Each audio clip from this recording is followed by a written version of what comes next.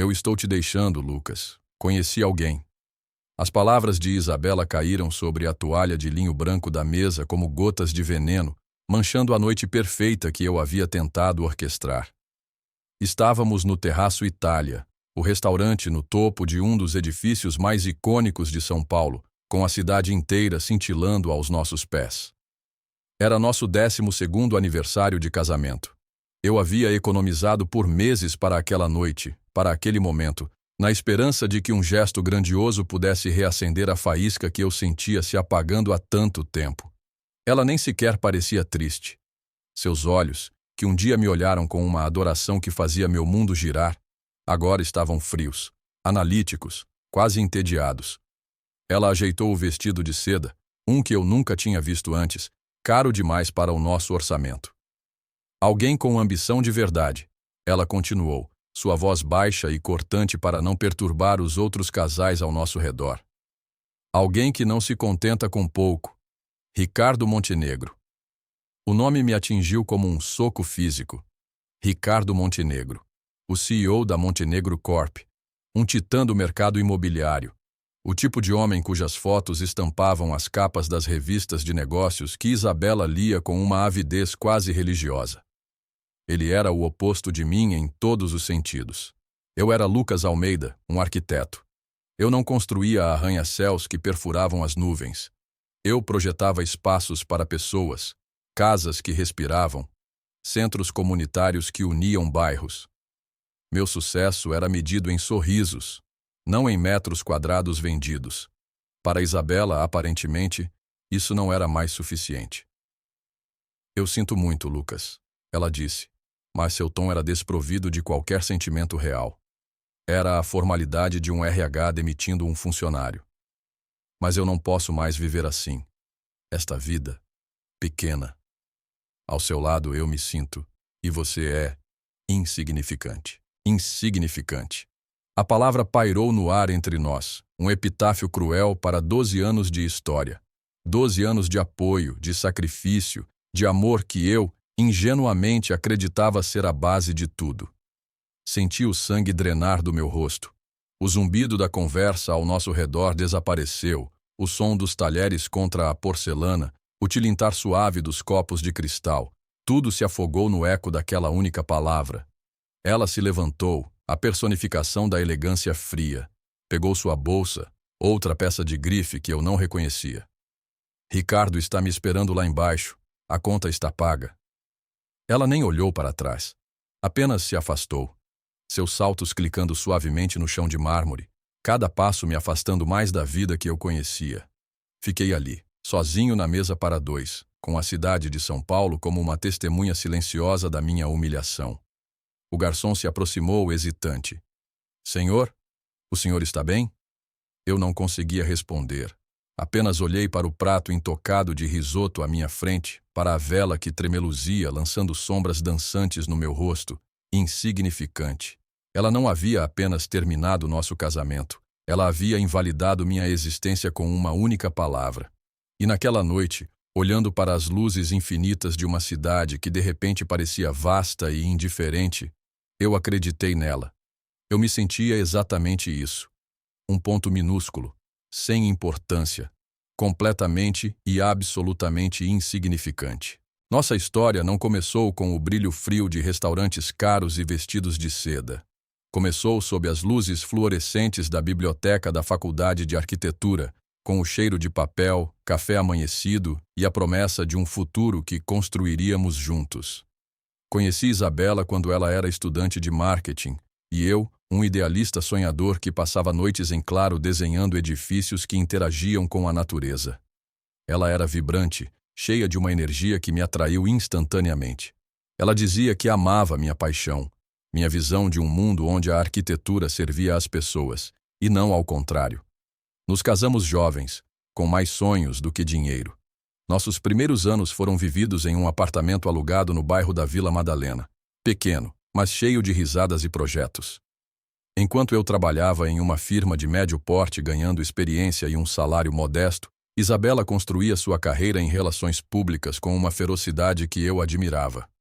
Ela era a força social. Eu era o pilar silencioso. Eu a apoiava em tudo. Lia seus releases, ouvia suas frustrações sobre chefes e colegas, celebrava cada promoção como se fosse minha. Quando ela decidiu que queria uma casa, eu trabalhei em projetos freelance por um ano inteiro para juntar o dinheiro da entrada. Encontramos uma casa charmosa em um bairro tranquilo, com um pequeno quintal que eu prometi transformar em um jardim exuberante. Eu mesmo projetei a reforma da cozinha, passando fins de semana lixando armários e instalando azulejos, tudo para criar o lar que ela sempre quis. Para mim, meu trabalho nunca foi sobre alcançar o estrelato. Eu recusara propostas de grandes incorporadoras, cujos projetos pareciam estéreis e desalmados. Eu acreditava em criar espaços com significado. Meu orgulho era o centro comunitário que projetei pro bono para um bairro carente, ou a casa sustentável que construí para um casal de professores aposentados, usando materiais reciclados e energia solar. Eram projetos que não me renderam fortunas, mas me preenchiam de um propósito que o dinheiro não podia comprar. No início, Isabela parecia compartilhar desse orgulho. Ela se gabava para os amigos sobre meu coração de ouro e meu talento único. Mas, sutilmente, as coisas começaram a mudar. À medida que ela subia na carreira, seu círculo social se expandia para incluir os ricos e poderosos de São Paulo. Ela começou a frequentar eventos em lugares que eu só via em revistas, a voltar para casa falando sobre iates, viagens a Aspen e, com mais frequência, sobre Ricardo Montenegro. Ele era um cliente da agência dela, um deus no panteão corporativo que ela agora aspirava a frequentar. As conversas em casa mudaram. Antes, falávamos sobre nossos dias, sobre livros, sobre planos para o nosso jardim. Agora, as conversas giravam em torno do que não tínhamos. Você viu o carro novo da Patrícia? Um Audi. O marido dela acabou de ser nomeado vice-presidente. Ou, a casa dos Ferreiras em Campos do Jordão é de tirar o fôlego. Ricardo Montenegro tem uma 3 vezes maior. Comecei a sentir uma pressão constante. Minhas roupas não eram de grife o suficiente. Nosso carro era muito comum. Minhas ambições eram muito modestas. As críticas antes veladas tornaram-se mais diretas. Lucas, por que você não pega projetos maiores? Você tem tanto talento, mas o desperdiça nesses pequenos trabalhos idealistas. Eu tentava explicar que aqueles pequenos trabalhos eram o que me definia, que a integridade do meu trabalho era mais importante do que o tamanho do orçamento. Ela me olhava com uma mistura de pena e impaciência. Integridade não paga as contas do cartão de crédito, Lucas. Ela se referia, claro, às contas do seu cartão de crédito, que se enchiam de compras de bolsas, sapatos e vestidos que ela usava uma única vez em algum evento corporativo. Eu nunca a confrontei sobre os gastos, apenas trabalhava mais, pegava mais projetos freelance, sacrificava mais noites de sono, na tola esperança de que, se eu pudesse lhe dar o estilo de vida que ela desejava, ela voltaria a ser a mulher por quem me apaixonei. Nos meses que antecederam o fim, a distância entre nós tornou-se um abismo. Ela passava mais tempo no celular do que conversando comigo. Sorria para a tela de uma forma que não sorria para mim há anos. Havia jantares de trabalho que se estendiam até tarde da noite e viagens de fim de semana com a equipe, das quais eu não era convidado. Eu sabia, no fundo, o que estava acontecendo, mas admitir isso seria admitir o fracasso total do nosso mundo. Então, eu neguei. Eu me agarrei à rotina, à normalidade forçada, até à noite no Terraço Itália, quando a negação não era mais uma opção. A palavra insignificante não foi um impulso do momento. Foi o culminar de anos de desdém crescente. Ela não me via mais como o homem que amava minha paixão. Ela me via como um obstáculo para a vida que ela acreditava merecer. As semanas seguintes à partida de Isabela foram um borrão de dor surda. A casa, antes o meu santuário, tornou-se um mausoléu cheio de fantasmas de risadas passadas e promessas quebradas. Cada canto guardava uma memória. A cozinha que eu reformei, o sofá onde assistíamos a filmes, o jardim onde plantamos nossa primeira árvore juntos. Eu me movia pelos cômodos como um estranho, o silêncio pesado e sufocante. Perdi peso. O sono tornou-se um luxo raro e a comida tinha gosto de cinzas. O mundo exterior continuava, indiferente. E, graças às redes sociais, eu tinha um assento na primeira fila para a nova vida espetacular de Isabela. Fotos dela e de Ricardo Montenegro inundaram meu feed. Um ataque diário de felicidade encenada. Eles em um iate na Costa Esmeralda, brindando com champanhe. Eles em um evento de gala, Isabela deslumbrante em um vestido de alta costura.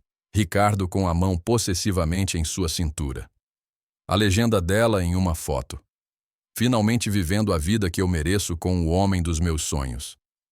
Cada post era uma faca torcida na ferida.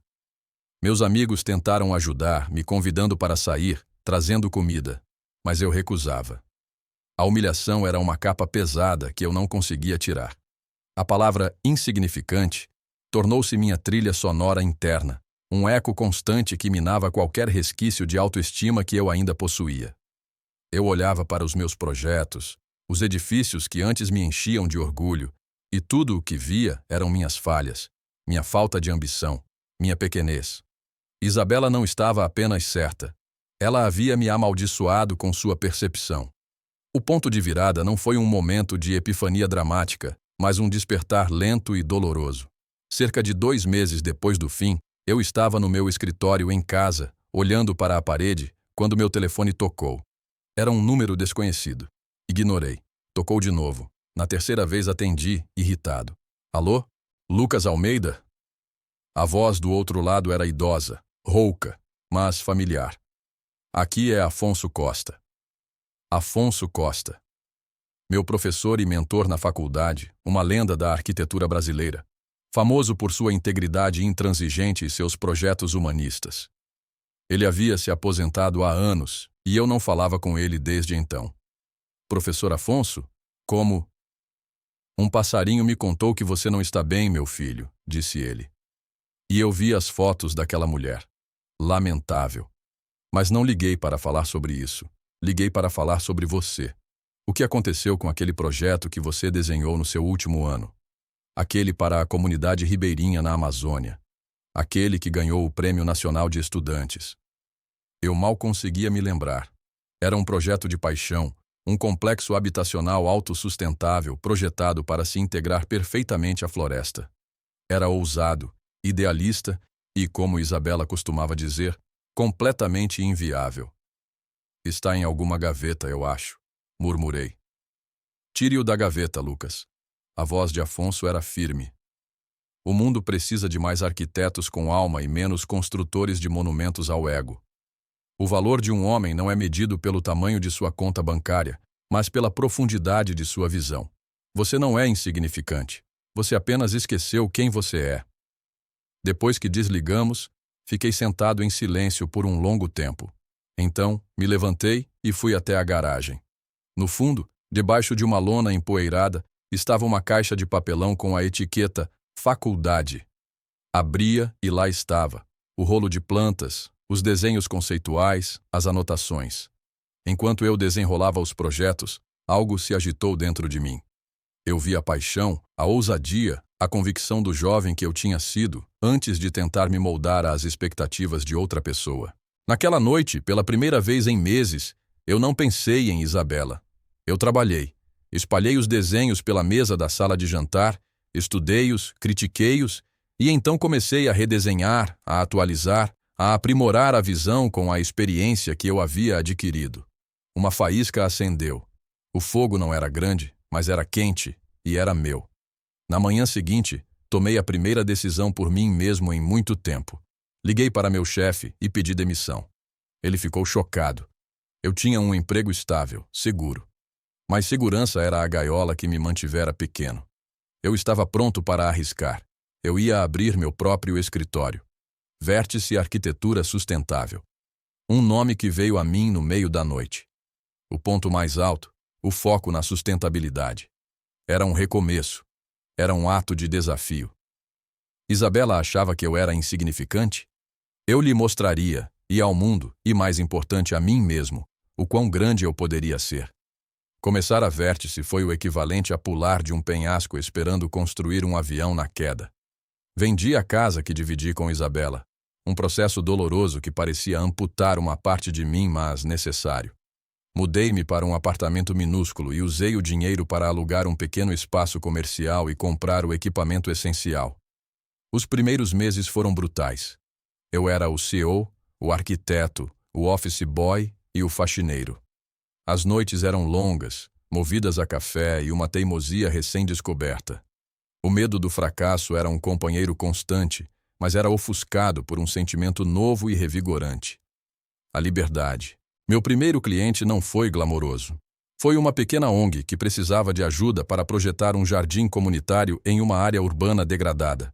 O orçamento era quase inexistente, mas a missão era pura. Eu mergulhei de cabeça no projeto, usando materiais reciclados, sistemas de captação de água da chuva e um design que incentivava a interação da comunidade. Trabalhei mais duro naquele pequeno jardim do que em qualquer projeto corporativo bem pago.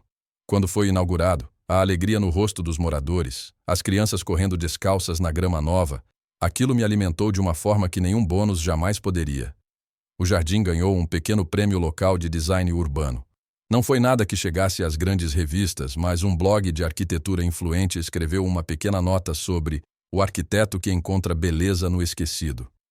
Essa nota me trouxe meu segundo projeto, a reforma de uma biblioteca antiga, transformando-a em um espaço moderno e energeticamente eficiente. Lentamente, um projeto levou a outro. Comecei a construir uma reputação, não como um arquiteto de celebridades, mas como alguém que criava espaços inteligentes, bonitos e, acima de tudo, humanos. Enquanto meu mundo profissional se reconstruía, eu me reconstruía pessoalmente. Comecei a correr, a princípio para exorcizar a raiva e a dor, mas depois pela clareza que isso me trazia. Voltei a frequentar galerias de arte, não para socializar, mas para me inspirar. Reconectei-me com velhos amigos que Isabela havia sutilmente afastado. Descobri que as pessoas gostavam de mim por quem eu era, não pelo que eu poderia lhes proporcionar. Eu ouvia sobre Isabela esporadicamente. Um amigo em comum mencionou que a vira em uma festa e que ela parecia um pouco tensa. Outro comentou que Ricardo Montenegro era notoriamente controlador e que sua fachada de casal perfeito tinha algumas rachaduras. Eu não sentia prazer nessas notícias. Estava ocupado demais construindo minha própria felicidade para me importar com a miséria dela. A presença dela em minha mente, antes um buraco negro, agora era um ponto distante, cada vez menor. Meu grande ponto de virada profissional veio de uma forma inesperada. A Fundação Amaral, uma das maiores instituições filantrópicas do país, anunciou um concurso nacional para o projeto de sua nova sede em São Paulo. O briefing era um sonho. Um edifício que fosse um marco de sustentabilidade, inovação e integração com a comunidade. Era o projeto da minha vida. As maiores firmas do país estariam competindo. As chances de um pequeno escritório como o meu ganhar eram astronômicas, mas a voz do professor Afonso ecoou em minha mente. O mundo precisa de mais arquitetos com alma. Eu não tinha nada a perder. Por 3 meses, eu vivi e respirei aquele projeto. Revisitei minhas ideias da faculdade, os conceitos que eu havia arquivado por serem muito idealistas. Incorporei tecnologias de ponta em energia renovável, telhados verdes, sistemas de ventilação natural e um design que borrava as linhas entre o interior e o exterior. Minha proposta não era apenas um edifício, era uma declaração. Era a culminação de tudo em que eu acreditava. Enviei o projeto no último dia do prazo, exausto, mas com uma sensação de paz. Eu não esperava vencer. O simples ato de criar algo tão verdadeiro para mim mesmo já era uma vitória. Eu havia encontrado meu valor novamente, não na aprovação de Isabela ou no tamanho dos meus contratos, mas na integridade do meu trabalho. Eu não era mais o homem que ela deixou. Eu era o arquiteto que sempre deveria ter sido. O dia do anúncio do vencedor do concurso da Fundação Amaral chegou sem alarde. Eu estava no meu escritório, revisando as plantas de uma pequena casa de campo, quando meu celular começou a vibrar incessantemente. E-mails, mensagens, ligações de números desconhecidos. Achei que era algum engano, até que vi a manchete no principal portal de notícias de arquitetura. Desconhecido vence gigante. Vértice Arquitetura de Lucas Almeida projetará a nova sede da Fundação Amaral. Eu venci. Contra todas as probabilidades, contra as maiores e mais poderosas firmas do Brasil, minha visão havia sido escolhida. A notícia se espalhou como um incêndio. Meu nome, antes conhecido apenas em círculos de nicho, estava de repente em todos os lugares. Fui chamado de visionário, A nova voz da arquitetura brasileira. Minha história, o arquiteto que abandonou o corporativismo para seguir sua paixão, tornou-se uma narrativa cativante para a mídia. A ironia era palpável. O mesmo idealismo que Isabela havia rotulado como falta de ambição era agora a razão do meu sucesso estrondoso. O projeto da Fundação Amaral me catapultou para um novo patamar. Clientes que antes não retornariam minhas ligações agora me procuravam. Fui convidado para dar palestras em universidades, incluindo minha antiga faculdade. E, em uma reviravolta particularmente poética, descobri que a Fundação Amaral era uma grande rival filantrópica da Montenegro Corp de Ricardo. Meu sucesso não era apenas profissional, era uma pedra no sapato dele. Foi então que o mundo de Isabela começou a desmoronar. Com meu nome em evidência, a história do nosso divórcio inevitavelmente ressurgiu. As pessoas começaram a olhar para ela de forma diferente. A narrativa de mulher ambiciosa que deixou o marido sem graça foi sutilmente substituída por mulher que não reconheceu o gênio ao seu lado. Ricardo Montenegro, um homem obcecado por imagem e poder, não lidou bem com isso. Ter sua parceira associada ao seu novo e célebre rival era uma afronta pública. Os rumores que eu antes ignorava tornaram-se mais concretos. Um amigo que trabalhava em um jornal de fofocas me contou que o relacionamento deles estava implodindo. Ricardo a humilhava em público, controlava cada passo dela e, como esperado, já tinha sido visto com outras mulheres. Ele a usara como um acessório bonito e, quando o brilho do acessório foi ofuscado, ele estava pronto para descartá-lo. Exatamente 1 ano e 2 semanas após a noite em que ela me chamou de insignificante, a secretária do meu novo e espaçoso escritório entrou com uma expressão confusa. Senhor Almeida, há uma mulher aqui para vê-lo. Ela não tem hora marcada. O nome dela é Isabela. Meu coração deu um salto, mas não de dor ou saudade. Era uma calma fria. Pode deixá-la entrar, eu disse. Ela entrou e a transformação foi chocante. A mulher polida e impecável que me deixara no terraço Itália havia desaparecido. Em seu lugar estava alguém. Quebrado. Seus olhos estavam vermelhos e inchados. Seu cabelo, antes perfeitamente penteado, estava desalinhado. A maquiagem cara não conseguia esconder a palidez e o cansaço em seu rosto. Ela olhou ao redor do meu escritório. As paredes de vidro, a vista panorâmica da cidade, os prêmios de design na prateleira, com uma expressão de espanto e desespero. Lucas, sua voz falhou. Eu preciso falar com você. Eu me levantei e gesticulei para a cadeira à frente da minha mesa. Ela se sentou parecendo pequena e frágil. E então, as lágrimas vieram, soluços convulsivos que sacudiam seu corpo. Ele me deixou. Ela sussurrou entre as lágrimas. Ricardo, ele me expulsou. Disse que eu era uma vergonha para ele. Ele me deixou sem nada, Lucas. Nada. Eu esperei, em silêncio, deixando-a chorar. Não havia mais raiva em mim, nem desejo de vingança. Havia apenas uma distância imensa, como se olhasse para uma cena de um filme antigo. Quando os soluços diminuíram, ela me olhou, seus olhos suplicantes.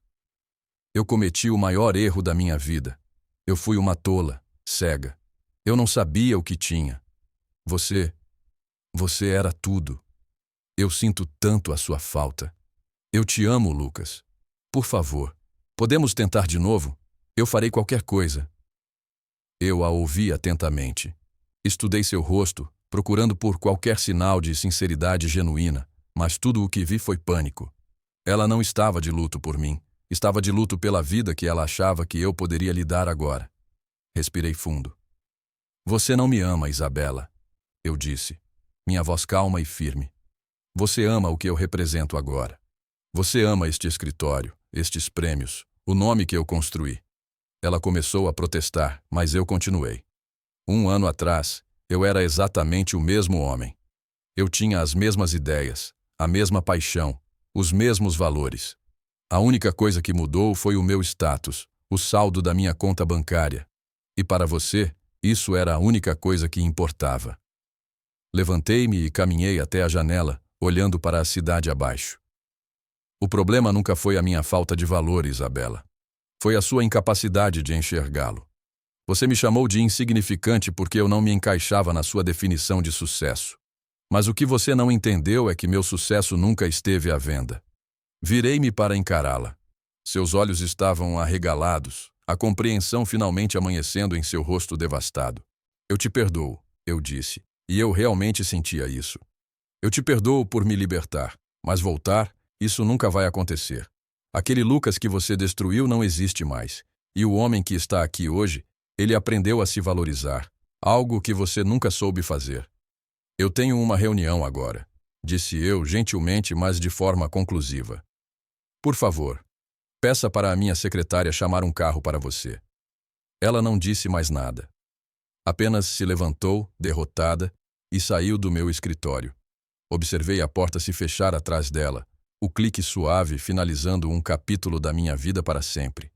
Eu não senti triunfo, apenas um profundo e tranquilo alívio. Ela estava finalmente fora da minha vida, uma relíquia de um passado que eu havia superado. Hoje estou no canteiro de obras da sede da Fundação Amaral. A estrutura já se ergue, um esqueleto de aço e vidro que em breve será preenchido com vida, luz e propósito. Observo a cidade se estender até o horizonte, a mesma paisagem que testemunhou minha noite mais sombria. Mas agora eu não a vejo com desespero. Vejo com gratidão. A traição de Isabela foi a coisa mais dolorosa que já me aconteceu, e também a melhor. Ela me quebrou para que eu pudesse me reconstruir, não como uma metade de um casal, mas como um indivíduo completo. Ela me forçou a confrontar meus próprios medos e a abraçar a paixão que eu havia subjugado por tanto tempo. Ao me chamar de insignificante, ela, sem querer, me deu o presente da significância, uma que eu mesmo defini e conquistei. Não estou mais sozinho. Há alguém novo na minha vida, uma curadora de arte chamada Sofia. Ela tem um riso fácil e olhos que veem a alma das coisas. Ela ama meus projetos idealistas e me desafia a ser ainda mais ousado. Com ela não sinto a necessidade de provar nada. Sinto-me apenas visto. Às vezes penso em Isabela e no que ela pode estar fazendo. Não com amargura, mas com uma espécie de distanciamento clínico.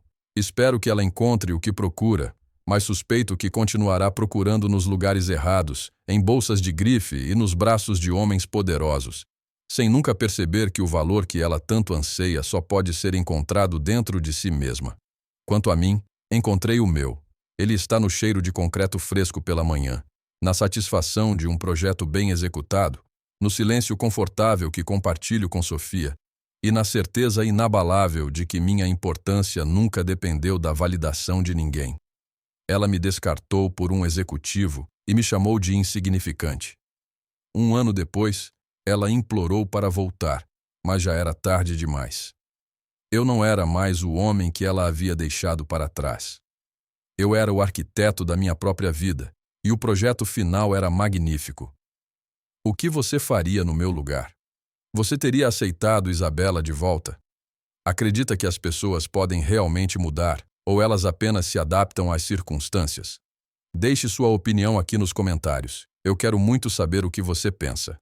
Se você gostou desta história de superação e justiça poética, por favor, clique em curtir para me ajudar a trazer mais conteúdo como este.